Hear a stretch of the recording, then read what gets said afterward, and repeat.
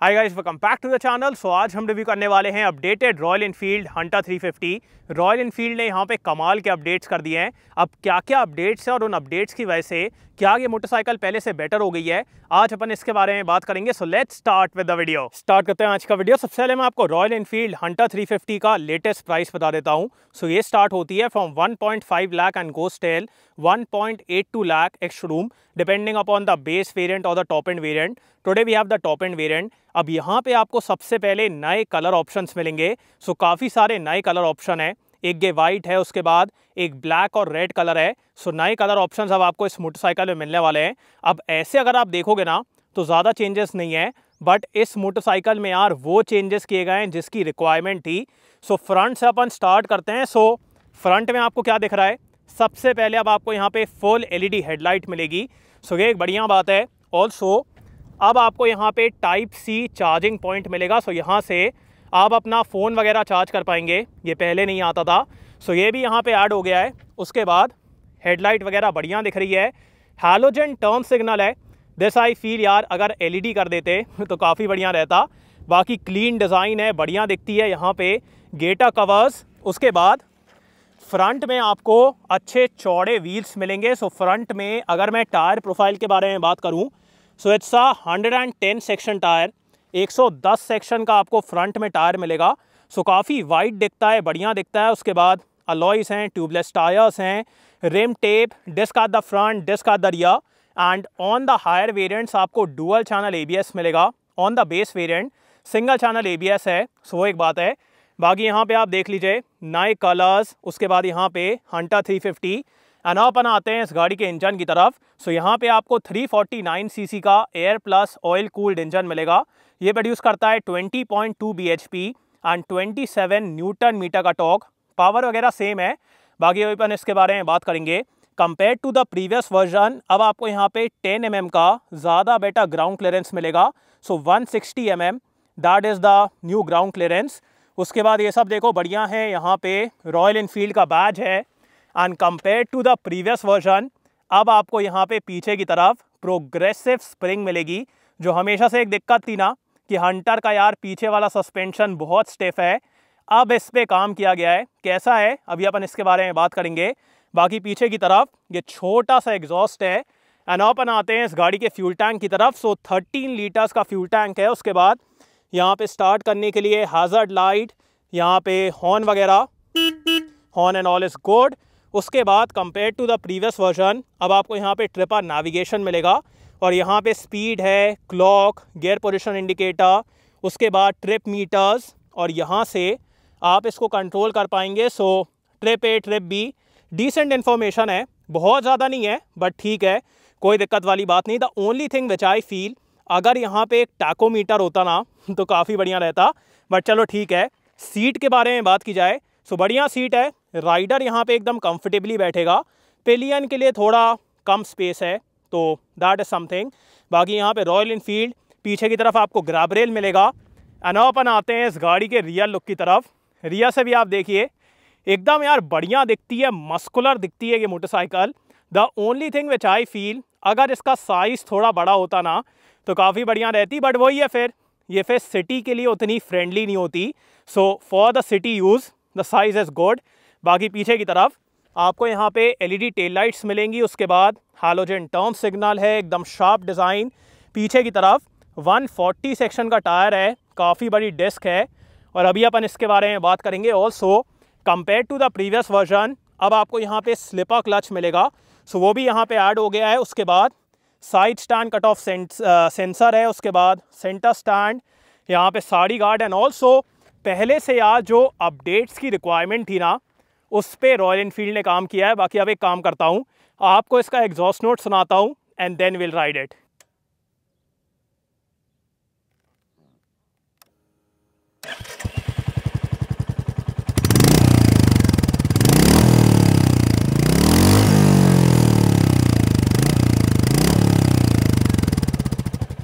Let's go.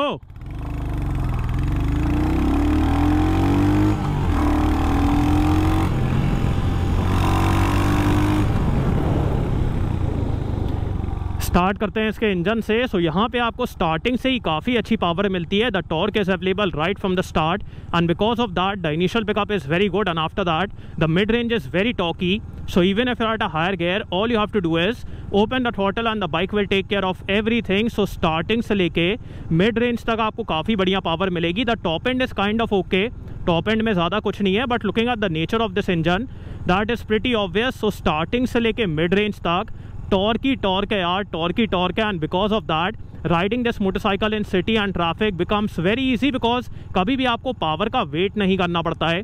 Just open the throttle and the power is there, so that is amazing. Refinement के बारे में बात की जाए, so even at the red line कोई vibration नहीं है, कुछ नहीं है। Engine is very smooth, so वो भी एक बढ़िया बात है। और अगर मैं हीटिंग के बारे में बात करूँ, हल्का बहुत हीट होता है इंजन, बट ज़्यादा हीटिंग नहीं है।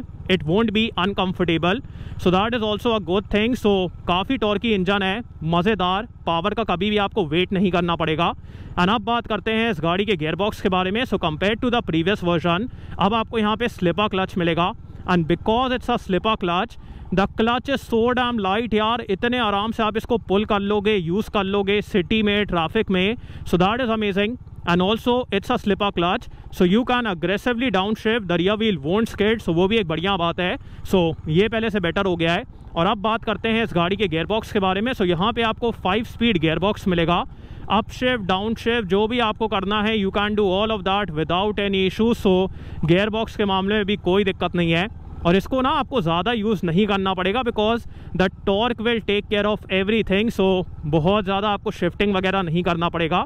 सो दैट इज़ गुड। बाकी जब आप करोगे तो कोई दिक्कत वाली बात नहीं है। Up shift, down shift, all of that happens very nicely. And अब बात करते हैं इस मोटरसाइकिल के सिटिंग पोजीशन के बारे में। So sitting position is very comfortable, आप एकदम अपराइट बैठते हो। Handlebar is nice and wide, यहाँ पे अच्छा एरिया है टैंक को ग्रिप करने के लिए। फुट पैग्स हल्के से पीछे की तरफ हैं, but that is never uncomfortable. So sitting position एकदम कंफर्टेबल है।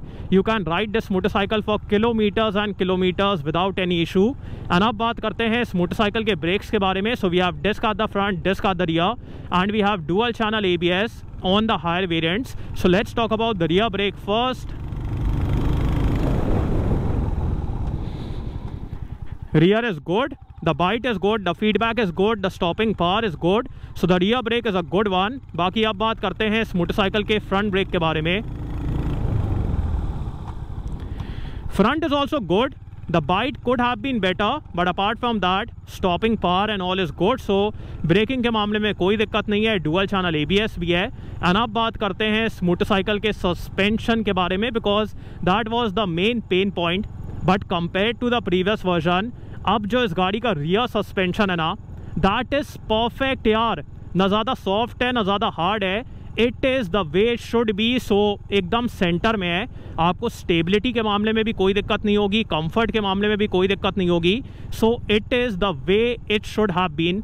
अगर मैं पहले से कंपेयर करूँ ना, तो पहले तो इतना हार्ड था यार, एक एक चीज़ आपको फील होती थी, बट अब आपको वो दिक्कत नहीं होने वाली है। ये बढ़िया तरीके से एब्जॉर्ब करता है। एंड ऑल्सो जब आप इस गाड़ी को लीन वगैरह करते हो ना, तो बहुत ज़्यादा आपको स्टेबिलिटी भी देता है। So stability is also very good, the comfort is also very good. ये देखिए आप, यहाँ पे मैं चला रहा हूँ, पहले मैं नहीं चला सकता था यार, इतना अनकम्फर्टेबल हो जाता था, but now it's so damn comfortable. It is just perfect, it is the way it should B. ना ज़्यादा सॉफ्ट है, ना ज़्यादा हार्ड है, एकदम परफेक्ट है। और फ्रंट वाला भी काफ़ी अच्छा है, काफ़ी अच्छे तरीके से बम्प एब्जॉर्ब करता है, गाड़ी को एकदम स्टेबल रखता है। सो सस्पेंशन भी यार पहले से एकदम कमाल हो गया है, एकदम बढ़िया हो गया है, कोई दिक्कत वाली बात नहीं है आप।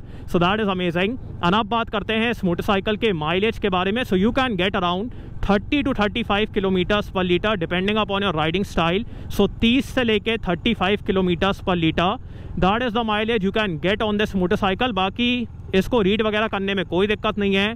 The switch gear and all feels very good, tank वगैरह काफ़ी बढ़िया है। सो चलाने में यार काफ़ी मज़ा आता है। And also when you start pushing this motorcycle, तो इसको ना मतलब लीन वगैरह करने में भी काफ़ी मज़ा आता है। It's quite fun around a corner. So that is what I am telling you, the suspension setup is very good.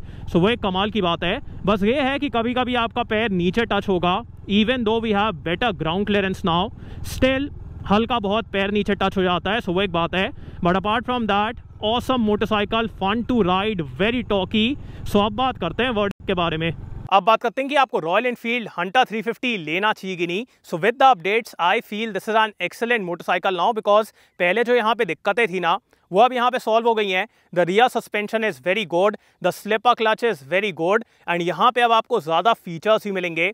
So there I feel अगर आपको एक ऐसी मोटरसाइकिल चाहिए जिसमें आपको काफ़ी अच्छा टॉर्क मिले, जिसमें आपको पावर का वेट ना करना पड़े, और आपको एक रॉयल एनफील्ड का प्रोडक्ट चाहिए, then I will say this is the motorcycle for you, because power काफ़ी अच्छी है, काफ़ी टॉर्की इंजन है, और पहले जो दिक्कतें थी वो अब यहाँ पे सॉल्व हो गई हैं। So all of that is amazing. और अगर आपको एक ऐसी मोटरसाइकिल चाहिए जिसको आप सिटी में एकदम आराम से चला लें, then also this can be a very good option, because यहाँ पे आपको जो टॉर्क मिल रहा है ना उसकी वजह से इस मोटरसाइकिल को हर दिन चलाना बहुत ईजी हो जाता है। Now compare to TVS Ronin, I feel अगर आपको एक ज़्यादा वर्सेटाइल मोटरसाइकिल चाहिए जिसमें आपको टॉप एंड में भी पावर मिले, जो ज़्यादा वर्सेटाइल हो, फिर मैं कहूँगा Ronin is a better option for you. But अगर आपको एक ज़्यादा टॉर्की मोटरसाइकिल चाहिए, फिर मैं कहूँगा this is the option, because यहाँ पे जो टॉर्क है ना दैट इज़ एब्सोल्युटली अमेजिंग, और जो पहले से अब यहाँ पे इम्प्रूवमेंट्स हुए हैं, all of that is amazing. So कमाल की मोटरसाइकिल है, अब कोई भी दिक्कत नहीं है,